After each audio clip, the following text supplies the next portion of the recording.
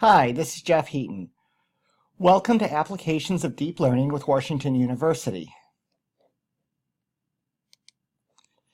This is Module 1, Introductions, Part 1, Course Overview and Introduction. In this part, we're going to look at just a general overview of what this course contains, the course format, and the next part we'll talk about working in Python. So this is a hybrid course. This is taught both on the campus at Washington University as well as through these videos that you will watch. So I will talk to you about all of that. If you're a student at Washington University, you'll interact with this primarily through the Canvas learning management system. If you're just a member of the general internet public, you can follow through these classes as well. Everything is online through GitHub. So you'll see links throughout the course to the appropriate code repository so you can try out the examples and sample code. This course covers Keras and TensorFlow. These are two very popular packages that are used in Python for deep learning. TensorFlow is a very low-level mathematical library that can use GPUs and clusters and other things to implement deep learning in a very performance-enhanced way on a computer system. Keras sits on top of TensorFlow. Now, Keras can use things other than TensorFlow underneath it, such as MXNet or other ones. For this class, we're using TensorFlow. Keras gives you the high-level abstracts for neural networks to make it very easy to construct these neural networks without going to low-level linear algebra to construct all the weight matrices and gradient descent training and other such things. Just an introduction to myself. My name is Jeff Heaton. My day job is I am a lead data scientist at Reinsurance Group of America. I am also an adjunct faculty member at Washington University. I teach just this one course on deep learning. I have a Master of Information Management degree from Washington University here. I also have a Ph.D. in Computer Science from Nova Southeastern University. I'm a senior member of the IEEE and the author of several books and peer-reviewed papers. If you wish to contact me, here is my email address. You're welcome to contact me whether you're a member of the WashU community or you're watching this video. This class is Applications of Deep Learning. We will use Google TensorFlow and Keras. These are two of the most popular packages out there currently for deep learning. And they make use of the Python programming language. Python is a very dominant player right now in the artificial intelligence and deep learning spaces. There's other languages you can deal with. R is one, Scala is another, particularly if you want to do very large-scale grid-type operations on Spark. The focus will be on application of deep learning over theory. We will get into the theory some. There'll be a little bit of math to do in this class, but largely we're going to see how to apply deep neural networks to problems. Now, the data sets that I will give you will be manageable so that you can actually run them on a typical laptop computer. I don't want to give you the punishingly large data sets that you might want to deal with, but you'll have the foundational knowledge to work with really any size data set that you want to.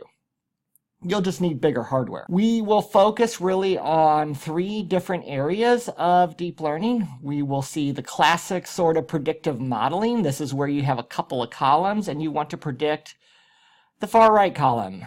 The one that I'm showing here is the classic iris data set where you have 4 measurements of a flower and you predict what type of flower that is. Computer vision, where you look at images and try to predict what type of image that is or some other sort of information about that particular image. Time series, which is very interesting. Time series is bigger than you might think it is. Time series is anything that happens through time. The example that you see there is sunspots, but you can also predict financial, get rich on the stock market, or not. You can predict speech, human speech, because human speech is basically patterns that occur over time. This is also often used with natural language processing, and we will get into some NLP during this course. Natural language processing is NLP. So the course format, this is a hybrid format. You see the classroom up there. That may not be exactly your classroom. That is the classroom I took a picture of when I first taught this class a few semesters ago. And you'll also have online videos and other things. We'll have videos. I'll record everything. So the 4 in-class sessions, I will record those and put those onto YouTube. Attendance is required for those, and attendance is tracked. Since there's only 4 of them, it's very important that you make those 4. There will also be a couple of synchronous meetings that they'll be held pretty much weekly so that you can check in with me and ask me questions. You'll see those in Canvas. You're not required to go to every one of those. The in-class meetings are definitely the most important. But one of the assignments is tied to those synchronous meetings. So I'll talk more about that on the first class session when we all meet in person. And the other aspect of this will just be the information in Canvas. You will submit all of your assignments through the auto submitter that you will get an API key from me that lets you basically submit it and check your work. It'll give you a quick assessment of if it thinks that your assignment is correct, and then I'll actually grade it and put your grade into Canvas once the due date passes. Course modules, there are 14 of these. There is 1 module a week. Several of the modules we do meet in class. The rest of them I have a synchronous meeting. At least just about every week there will be a synchronous meeting. That's basically an online conference that you'll access through Canvas. I'll talk more about what is involved with that. That's for you to be able to ask me questions if you're running into any difficulty. And then we'll also discuss some current topics that are going on in the area of deep learning. And one of your assignments, I think it's called current events, is also tied to those synchronous meetings. So this is what you're graded on.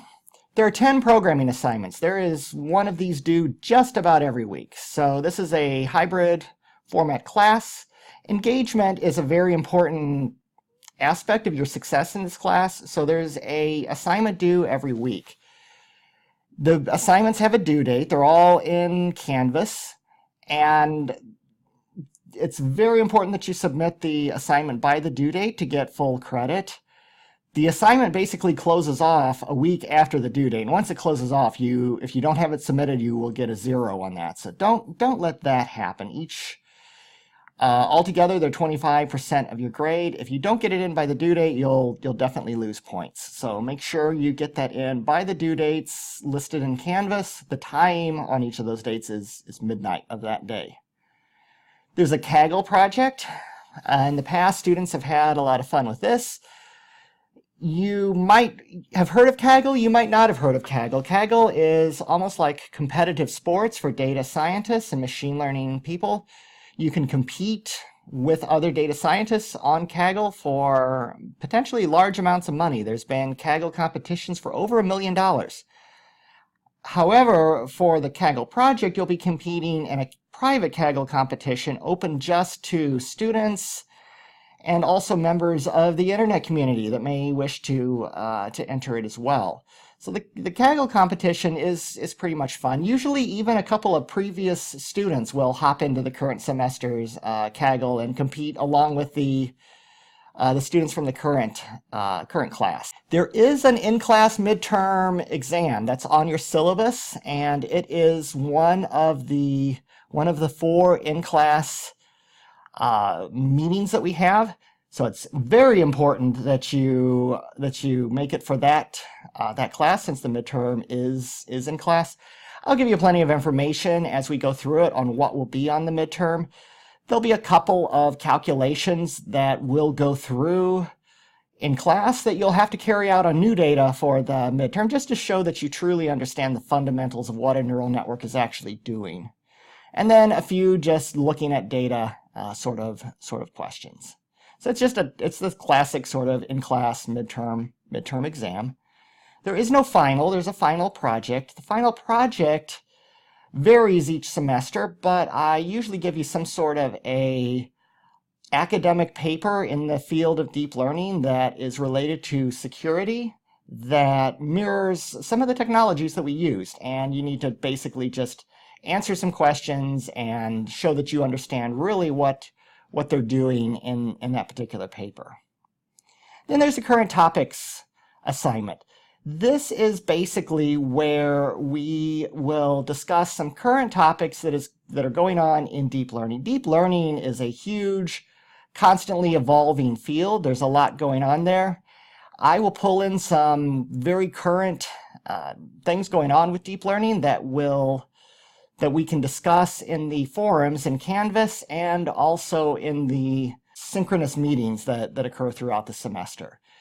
So you'll have a checklist of what you need to do, the rubric, so to speak, for the current topics assignment.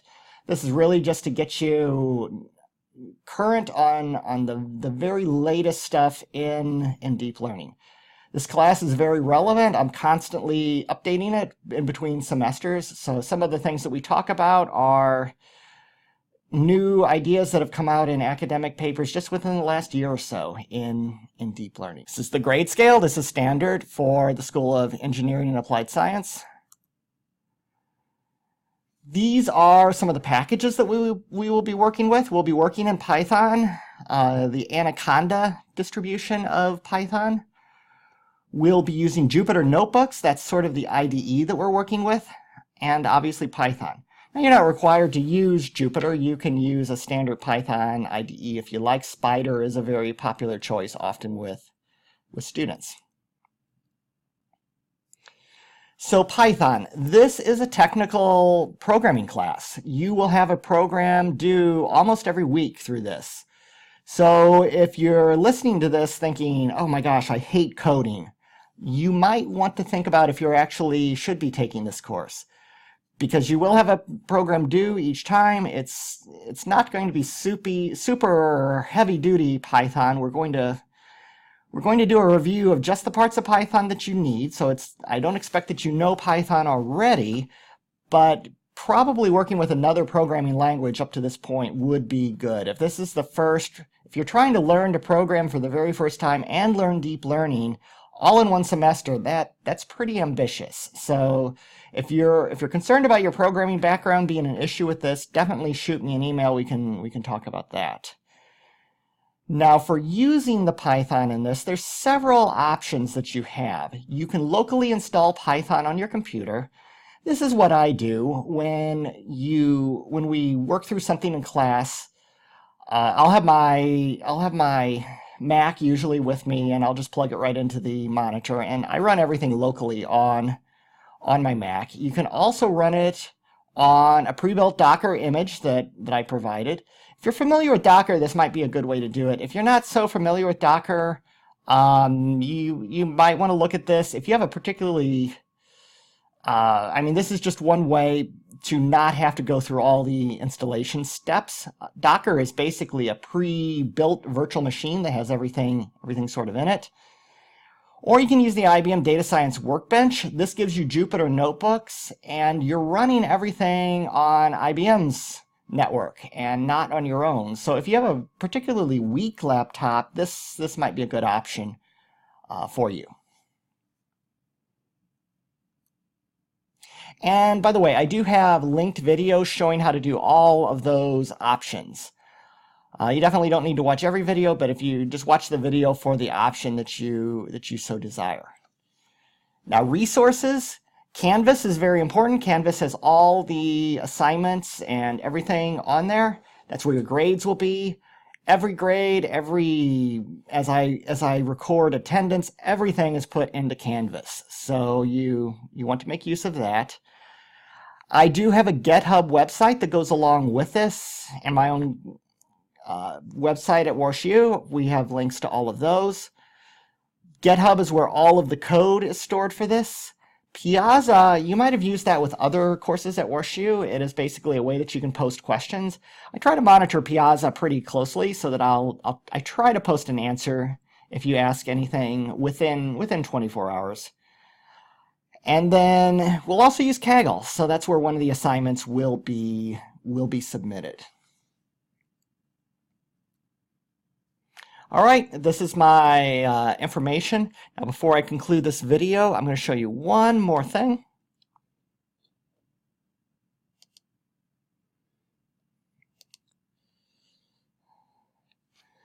So this is the Canvas website that you have access through Washington University. I'm logged in as an instructor, so this is going to look a little different. Obviously, you don't have the ability to unpublish my class. That would be bad. But you should see something pretty similar to this. So you'll see all of the modules. In each module, you're going to have the reading examples. If you click on this, it takes you right to GitHub. So if you're using this class through the internet, you won't have access to this page. This is only for Washington University students so that we can grade you. However, you can go right to GitHub, and I have a page of links on the very beginning that is really pretty similar to this. And then the Module 1 program. Again, you can work on this with or without WashU, but for the WashU students, you will click on this and then click on the link. And this shows you right now the due date is September 4th, and this basically disappears on September 11th. So if you don't have it in by then, you'll get an F. If you get it somewhere after September 4th, you'll lose points, depending on how many days late you were. So you'll get reminder emails, I believe, from Canvas. So make sure you get these in on time so that you're not playing catch up later in the semester, trying to save your total point average.